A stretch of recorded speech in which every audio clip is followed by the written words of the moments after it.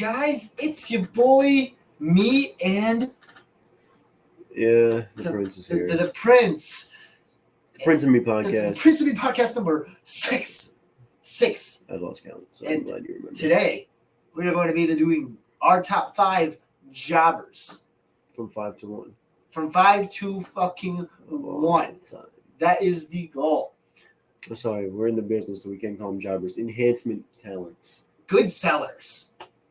Sellers, yeah. Sellers. People who sell the industry and sell our fucking main stars. Side note, I was talking to Mike Gagne the other day about the topic for this week. He was like, "Oh, you should put me as number 1." I'm like, I'm not doing that. He's not a jobber. I'm not a jobber, and for one, I'm not a good jobber, dude. Might have been one for like a match or two. Yeah. If I was a jobber, we all were. Actually, if I was in a match against Zach McCrank, a giant in our fucking business, if I was against him, I think I could sell my ass off amazing for him. I was a jobber from McCrank on 3 different. My first match for UPW was literally in a cage, and it was a gauntlet match. It was me versus this guy named Don Diego Lopez, a guy 3 or 4 times my size, and I come out talking shit, saying that I'm the best wrestler or whatever, calling people in the crowd incels and stuff, and then he comes out, and then I look at him, and I just start chopping him, and realizing it's not doing anything. Go to walk away, grabs me by my underwear, lifts me up, and then just slams me on the ground. 1, 2, 3. First match ever. Yeah. In front of a crowd, and the crowd actually fucking popped. So I mean, we were all jobbers at one point. Yeah, if you weren't a jobber, if you weren't paying your fucking dues, and you can't just come in and Jade Cargill yourself. Yeah, no, dead ass. Come on, like you have to pay your dues and take the L's that you need to. Yeah, within this past week, it's been kind of crazy. Since last week, some developments have happened. I don't want to talk about them. Oh, he doesn't want to talk about the developments that have happened, which is fine. That's respectful.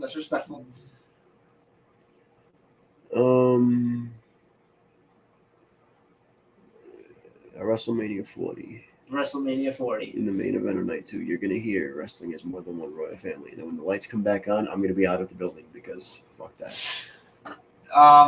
What do you think about them doing for night 1? You hearing that theme song, but also hearing Seth Rollins' theme song, and then the Bloodline theme song along with the Rock theme song in a tag team match. That'll be an Elimination Chamber. Do you think Rollins will be cleared at that point for that? Rollins is just going to do it anyways. He said that he wants to be a fighting champion. Yeah. An Elimination Chamber, because they're not going to do the same people in the main event twice, 2 nights in a row. They're not going to do it. No, that makes sense. Night 1 will go to... Probably well, if we're talking about the tag team match, it's probably going to the Bloodline. Oh, in the match? And the tag team match, it's probably the Bloodline going over. Yeah, the Bloodline. No. Yeah, Rollins can cost... Not Rollins. McIntyre can cost Rollins or some shit. Yeah, exactly. Like he won the Elimination Chamber earlier in the night. Mm-hmm. McIntyre costs Rollins. Rollins eats the pin from The Rock from The Rock. You don't need him to get pinned by the other champion. I mean, he could, but obviously, since either way, it won't hurt him. Even since he who shall not be named, aka the tribal chief, is probably getting pinned at Mania. He needs a pin before then. True. Yeah, you can either way. It won't hurt Rollins, especially with McIntyre helping. And then at WrestleMania, you can go McIntyre Rollins main event in night 1, or you can put them somewhere else in the card and give it to the women. I don't see the tags doing it this year, especially because it'll probably be Awesome Truth in the Judgment Day. I kind of support the idea of Awesome Truth. I'd be okay. They're gonna win it. I don't see that being the main event though at all. I wouldn't be mad depending on who his opponent is if Gunther got main event in night 1. Yeah, wouldn't be mad at it. Depends on the opponent. I think of the original. Obviously, it was gonna be fucking. It's gonna be Sheamus. It's gonna be Sheamus. I was thinking it was gonna be fucking Lesnar. I feel like it could still be even Sami's Nate. Yeah. Because they said Sheamus should be cleared in the next 4 weeks, but then you're right on the verge of WrestleMania. I don't know if you can start up another feud by then. I don't think unless before he's cleared, you bring Sheamus back to TV, but don't have him do anything physical. I mean, I think it could be a surprise. it gives the Gunther a way out because it's like I wasn't expecting him to be there or whatever as a heel to have some half. Oh, so like he comes out like how Cody came out to fight Rollins. Yeah, exactly. Like Gunther's like, I will challenge anyone at Mania, anyone willing to challenge me. I can put out a WrestleMania match with anyone. And then Sheamus comes out and beats him. Okay. Yeah. They'd either do that or Sammy. You could even do it like where he has the match with Sammy. He beats Sammy, and afterwards he wants another opponent, and now it's Sheamus. Yeah. No, I mean I would fucking hate that kind of. I'd hate that. I mean, like Sheamus doesn't squash him. Only because I have PTSD from Jade Cargill losing the TBS title to Chris Statlander in like 5 seconds. You wouldn't have Sheamus squash him though. They go like at least 5 minutes. Yeah, no, which would be fine. It would be competitive. And then you can give him another rematch at the next show. You know who I've seen? Speaking of like earlier, you used to talk about Rollins working through the injury. Randy Orton has been looking like he's working through an injury himself. I only saw a few screenshots, but he had a match with Sami Zayn. At the end of the match, he was blown the fuck up. He was going for his pose, and he looked like he was in pain. Mm-hmm. Someone even had mentioned on TikTok, I think it was Santi's app or somebody on TikTok. I forget who it was. They were reacting to it, and Randy got slammed on, I believe, the table. They're like, "Oh my God, his back!" And he like, yeah, I don't know. Yeah, but dude. Another injury-related thing, which is, have you heard about Sammy Guevara? Yes, I saw the clip. Sammy Guevara has now injured and gave concussions to both the Hardys. I told everyone from the start, fuck Sammy Guevara. No one wanted to listen. I like Sammy Guevara. I do. It's just he obviously overshoots things. They don't have a training facility in AEW, like a main training facility, so it's really hard, like, to actually, from my knowledge, you don't have a training facility there. Yeah. But like Sammy Guevara going for that fucking what is it? It was what was it? A fucking backflip or whatever. It was like went for a shooting star press. Shooting star press, and his knee landing on Jeff Hardy's fucking head. That was pretty fucking disgusting. I'm not gonna lie. I don't get how it was bad. Not that I'm acting like I'm like the actual like I'm not acting like I can do a shooting star press. Well, we saw you can't do a backflip on Tuesday at training. It was my first time in a while trying to do a backflip. So something. Speaking of bad, so we all know that the Wolf Dogs won the tag titles on Tuesday. As they should. Have you seen the match? No. I watched the match. The full match is on YouTube. I watched it this morning. There was no psychology whatsoever. For someone like me who doesn't watch NXT and doesn't know, I couldn't tell who the heels and faces were. Yeah. Everything was done sloppy. You couldn't really tell what was going on. You never know who's legal. I only saw what was it? I only saw the ending where what's his name? Like the mafia leader, whatever his name is. Tony D'Angelo pushes Corbin out the ring, and then Braun Breaker fucking lights the fuck up and then spears. See, that was bad. The match was pretty bad. I like the Wolf Dogs. The match, like, there's a lot of action in it, but like, there's no psychology whatsoever. Like I said, you can't tell heel and face. And for the finish, Corbin hits the fucking end of days on the two dives. No, on the one dude. Tony D'Angelo. No, the other guy. What's his name? I think it's two dives. Is it? Okay, I have no idea. But he hits the fucking end of days on him. Then D'Angelo just pushes Corbin out, and then the dude just gets up from the end of days. Like, one of the most protected finishers in WWE history, especially in recent memory. And you just have him stand up to lose to a spear.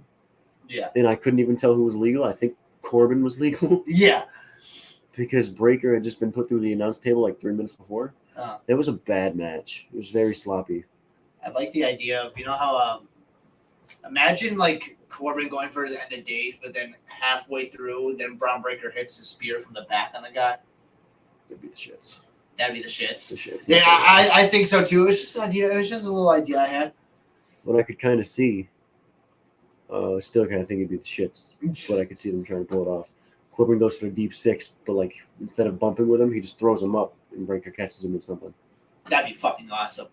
It'd be hard to pull off. Yeah, it would probably look like the shits. Right. But, you know, if they landed it right, yeah. It'd be better than the finish they just fucking did. Sell the end of days. Speaking of a bad finish, I saw a clip earlier of a good finish. It was a clip of Spike Dudley with the Dudley brothers. he's standing at a table with the cruiserweight title, calling out the Big Show, saying Big Show is basically a big old pussy and won't fucking fight him. Big Show slowly walks out, confused as fuck, gets in the ring, and then what was it? They all start beating on him. He fucking blows them up, but then they beat on him again and hit him with the fucking 3D. I don't know where the fuck that led, but just the visual of Spike Dudley on top of a table talking shit to the Big Show is fucking hilarious. They got the 3D on the Big Show? Yeah. Which is... And at the time, he was probably, what, 500 pounds more than that? Yeah. And also, like, it was surprising because I didn't know the 3D hadn't been kicked out at all in WWE. Never. It was never kicked Only out. Kicked out of, like, twice in wrestling. Once in TNA. Which was to Motor City Machine Guns, I think. It was Chris Sabin, yeah. Yeah. And I forgot what the other time was.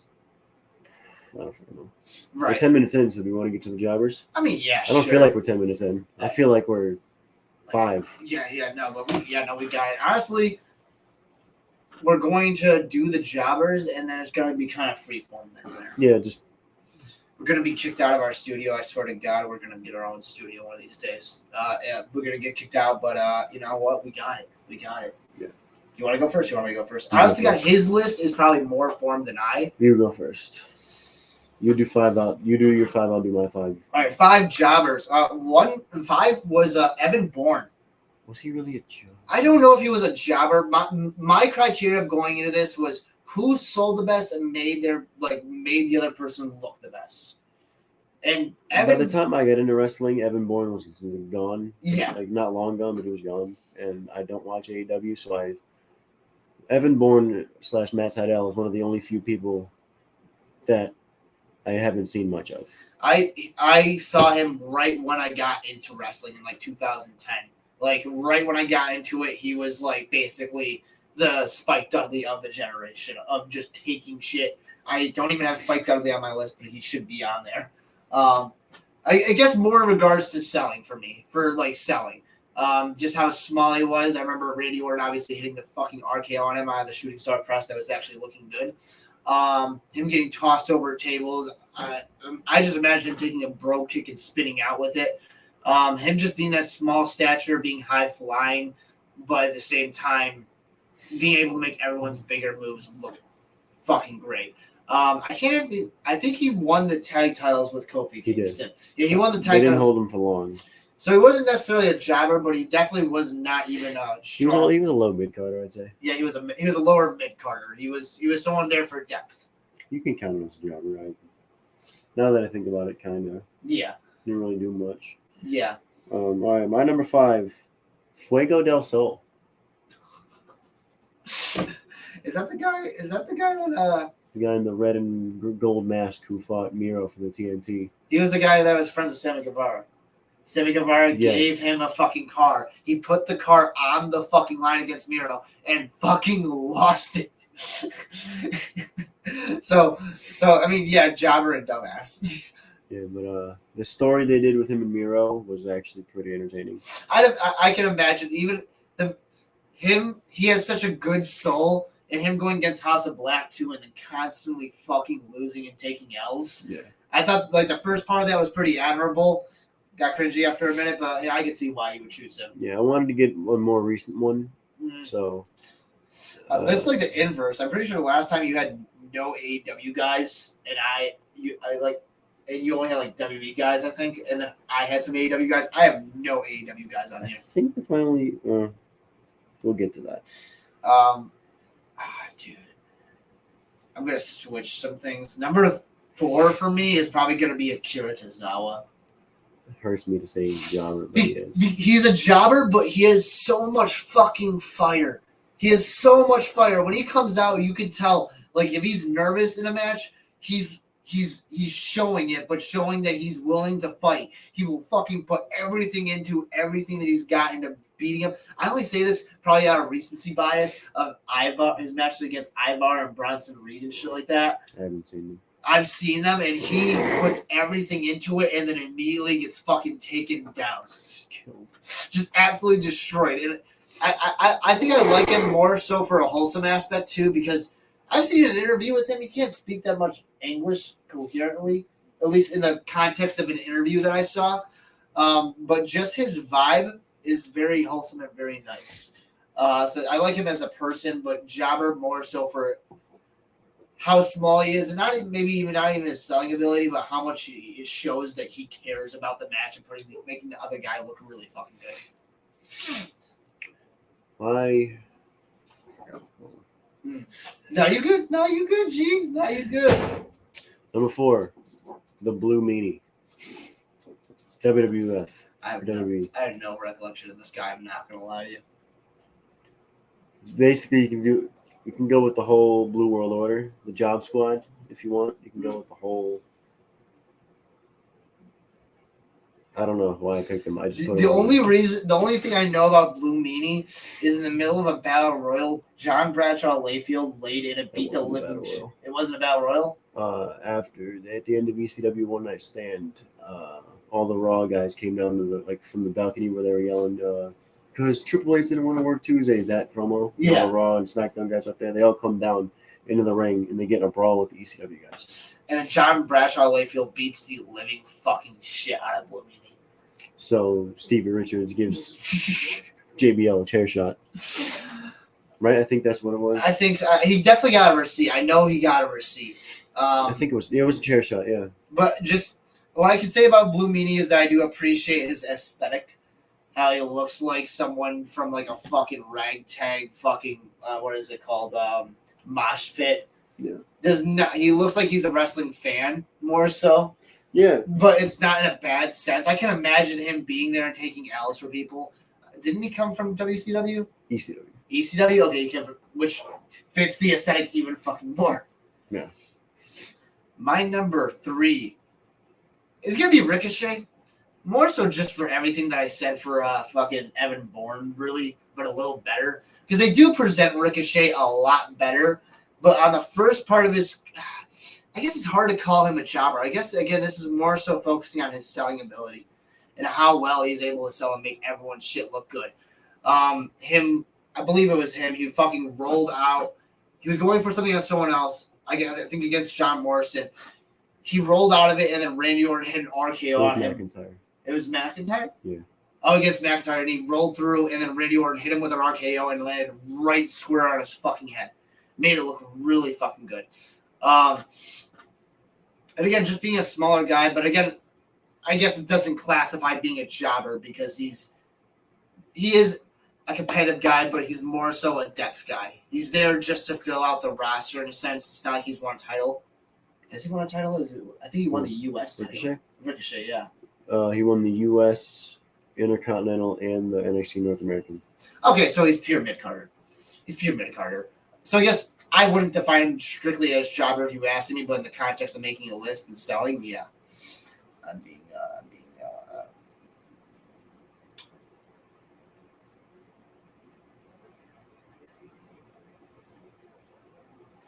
Okay, we have been informed about something that is upsetting, but we will work through it and get through this list even faster. My number 3, Kurt Hawkins. I loved that fucking storyline with the 269 losses in a row.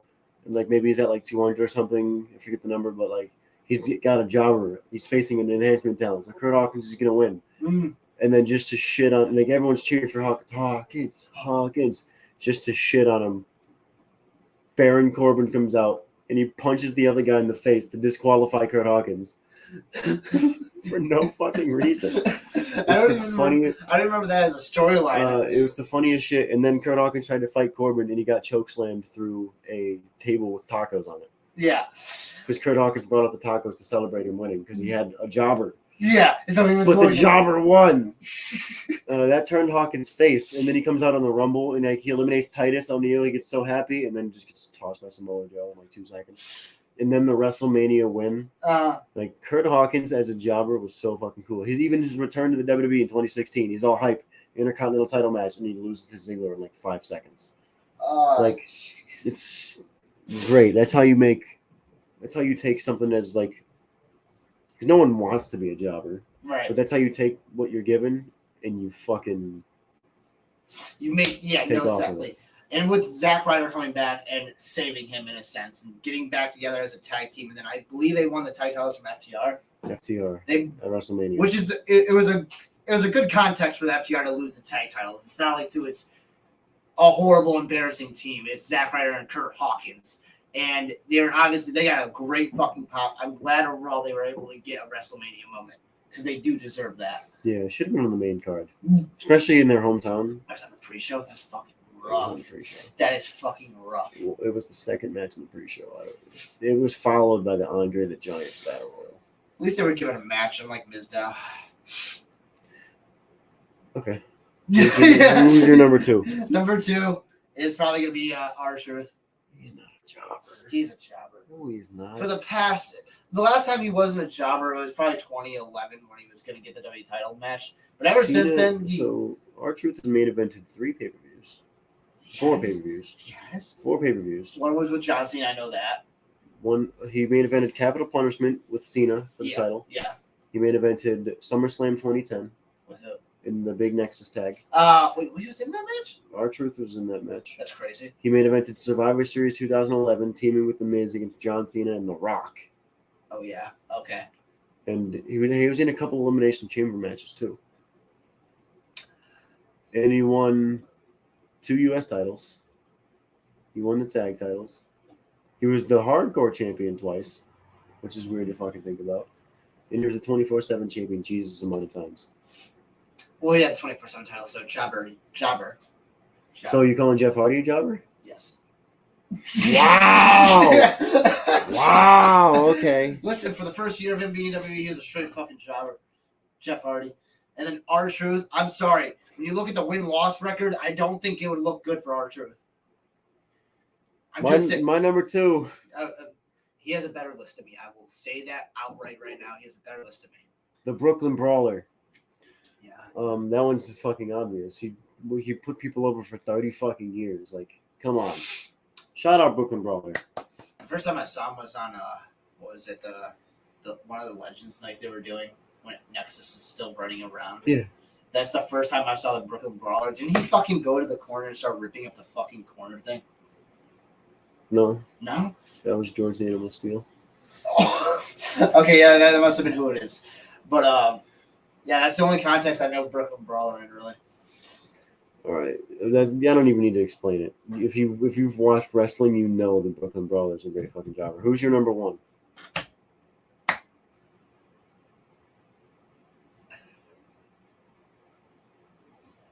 Dolph Ziggler. It hurts. And you know what hurts even more? You're not wrong. That's what I mean. Okay, he's won the world title twice. He's had 3 times. 3 times he's won the world title. Well, if you count NXT. But every fucking momentum he's gotten has immediately been kneecapped. Whether it be by injury or by anything else. Majority of his career, he began as a straight jobber with the fucking Spirit Squad. They were the tag team champion. He's the most accomplished jobber in wrestling history. No, exactly, deadass. Again, I put the list together in the idea that it's for selling. That's the idea. That's the idea of my list. But at the same time, Dolph Ziggler is just straight like jobber. Yeah, it's unfortunate, but that's why I'm so glad he's out of the fucking WWE because it's not like I don't think under Triple H it would have gotten any better. He's undefeated since leaving. It got worse under Triple H. Triple H took charge. Dolph Ziggler had like 3 matches, and all of them were squashes. He got squashed by J.D. McDonough. That was his first feud. That was JD's first feud coming up. It wasn't even a feud. It was a one-time match on Raw. JD just beat the shit out of him, and you never saw Dolph Ziggler in WWE again. He beat him in 1 minute. Which is so I'm glad he had the NXT title run because that showed some respect on his name. But at the same time, it was like he was teamed up with Robert Roode, and then they were going nowhere. And it sucks because even while they were the tag team champions, they were jobbers. They were part of the worst fucking segment of all recent memory for wrestling. It was when them and Baron Corbin assaulted Roman Reigns with dog food. That was Bobby Roode. Bobby Roode and Dolph Ziggler. I knew Roode and Corbin. I didn't know Roode. I knew Ziggler and Corbin. I didn't know Roode was there. Yeah, Roode was there because it was that trio against. Yeah, because I remember on a random SmackDown, Roode and Reigns had a fucking tables match for no reason. Yeah, dude. If that, I'm saying that worst segment, if that never happened, who knows if we would have the Roman Reigns we have now? Because I'm pretty sure after that segment, he was like, "I'm done with this shit." You give me some good shit, or I'm not coming back. That's basically what he said. Are we ready for my number one? The moment we have all been waiting for. Yeah. My number one best jobber of all time, Cody Rhodes. I'm kidding. Okay, I'm about to say Barry Horowitz. Barry Horowitz. If it was fucking, I would have strangled you on spot. I put it down, but just to fuck with you. No, that's fair. That's fair. That's fair. That's fair. Cody Rhodes. No, I mean Barry Horowitz. Same person. Barry Horowitz. Barry Horowitz. For the same reasons, the Brooklyn Brawler. And then on that one episode of Raw, one of the very first episodes of Raw, Barry Horowitz gets the win with a fucking, I forget the name of the pin, but it's like the one where you spin around. He's on all fours. You spin around his arm, flip over him, and you got him. I forgot what the fuck this was. I forget, but you know what pin I'm talking about. He gets the win with that. It's like, holy shit, Barry Horowitz has won a fucking match. And then he went right back to it. Like, they made it a big deal, too. It's like, Barry Horowitz is going to get an Intercontinental Championship match, and then just get killed. I think it was an Intercontinental. It was some sort of big match. He just got killed. I think we need a Barry Horowitz of the modern era. Like, the closest one we got was Kurt Hawkins. Yeah, it was. Someone that just gets their shit absolutely rocked. That was Hawkins. Yeah, Hawkins was the Barry Horowitz. Now you need, I think now you kind of have Tozawa. Yeah, Tozawa, but he did get a win. He got a win against Ivar. He beat Ivar. Yeah, Ivar was on the second rope, and then fucking Tozawa jumped over him, rolled him up sunset flip bomb. 1, 2, 3. See, I like the jobber getting the one win, but Ivar, bro? Especially when Ivar's on the trajectory upwards. That's what confused the fuck out of me, because they could have had... The Royal Rumble made me a little mad with Ivar. If you remember our fantasy booking episode, I wanted Ivar to last a while and have a good showing. Ivar came in and he lasted 3 minutes, and he just got tossed by Breaker. Just a body to hand to Braun Breaker. Especially because he has been a fundamental thing. Ivar specifically has been... You know what pissed me off? It was... They set this thing up. They have this thing of Ivar versus Bronson Reed. They were fighting, and then constantly it would be just draw. I don't remember if there was a payoff for that. There wasn't. They went face-to-face in the Royal Rumble, and then they both wound up getting beat up, respectively, by Omos and Braun Breaker, and I don't think they've done anything since. Which, I mean, for the... Then Ivar, didn't he just lose to LA Knight? Yeah. And Bronson lost to... somebody in a qualifier. Bobby Lashley. He lost to Lashley? Yeah. Okay.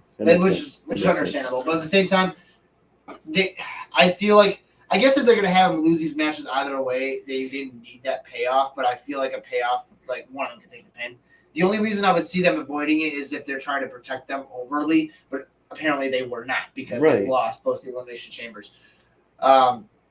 Which Bronson's loss doesn't hurt him at all, because it's Bobby Lashley. I mean, I don't think Ivar's does either with LA Knight.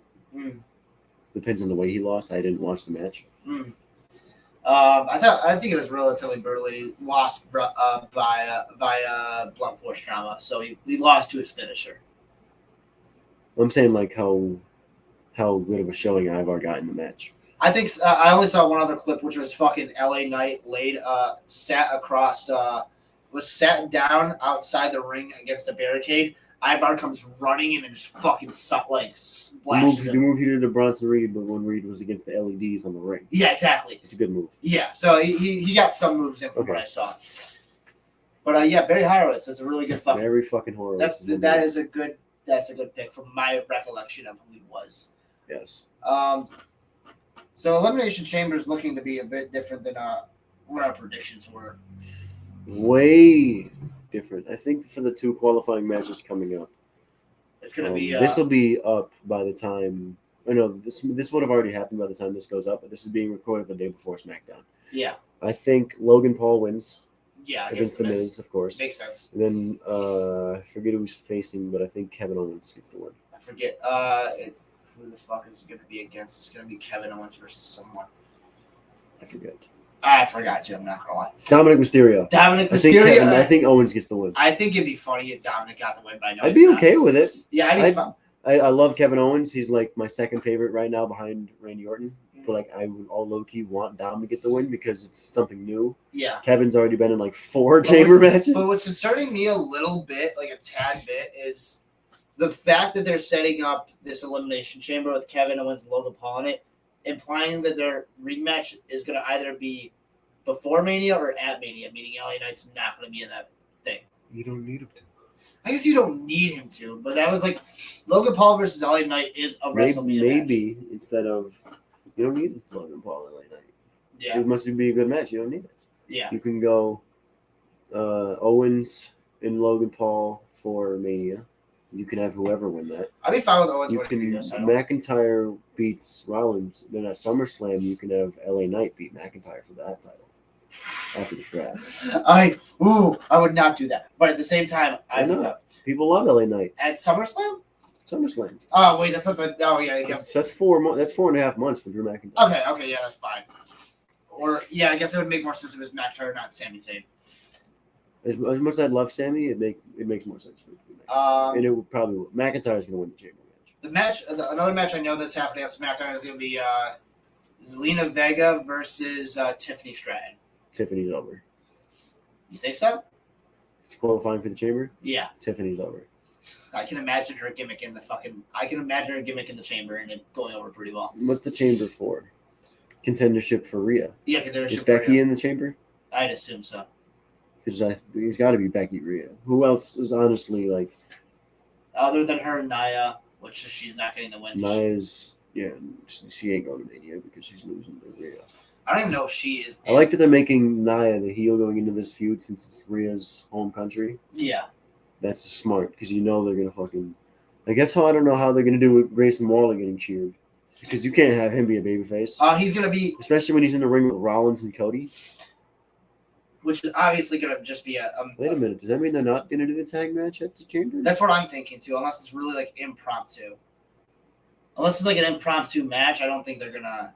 Which you can't do an impromptu match like that. With Roman and Rock, yeah, there's that's no way. That's a fucking huge... I mean, the only reason it was excusable for Kevin Owens and Stone Cold was because it was... We all knew it was going to happen. And because it was, and and it was cool for The Rock and Rowan because... That's not a big feud. This is a feud, so you can't just have The Rock randomly come out with Roman and be like, "Oh, we're gonna fight now." You can't, and they wouldn't. That would be an announced. That's a huge tag team match. The rumors are that it's gonna be night one that's gonna happen, which I don't particularly like. I don't like that. Unless for night two they have the championship matches. Like as long as Seth Rollins gets a championship, Then again, I mean, Seth Rollins is partially injured, and you don't want to fucking press that anymore. That match should not. You know what I wouldn't be mad at? What? They do it. I can actually see this. They do it at the fucking pay-per-view after Mania. Yeah. Or night one, Roman and Rock win, and then Bloodline attacks Cody Rhodes, putting him through a table, whatever, like getting him out the picture. Damian Priest cashes in and wins against Seth Rollins. At the end of night one.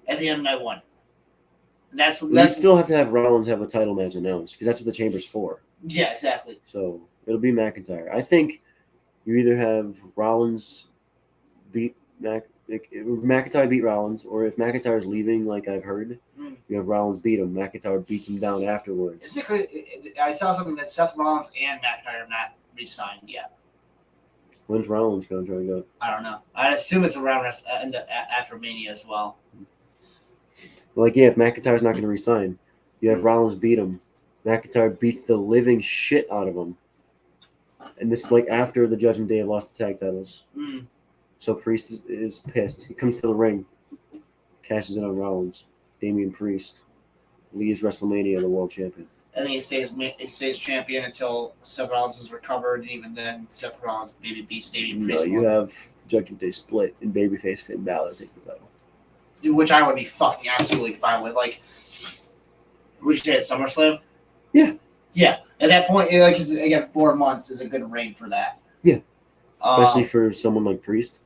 And with all many long title runs, you don't want him to go for a year again. Right. You don't. I mean, I don't judge too harshly McIntyre, but I wouldn't expect to get the world title if you haven't re-signed. That's yeah. If he doesn't re-sign, I think you put it on Rollins and a Priest cash in. Yeah, exactly. I don't like. I understand knowing your commodity. It's wanting to see where the tides turn. But AEW isn't looking like the best place to go. No, I'd go to T. I think he goes TNA. That's another thing. TNA fucking Scott D'Amore getting fired. We talked about that. Did we talk about it last time? Yeah. It's the man. What's poppin'?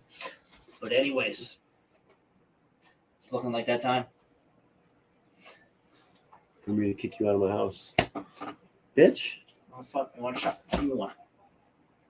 Don't you fucking unzip? Oh yeah. I'm not chopping your zippers. Okay, yeah, that's fair. I'm going overhand like Lucha. Ah, God, that fucking hurt.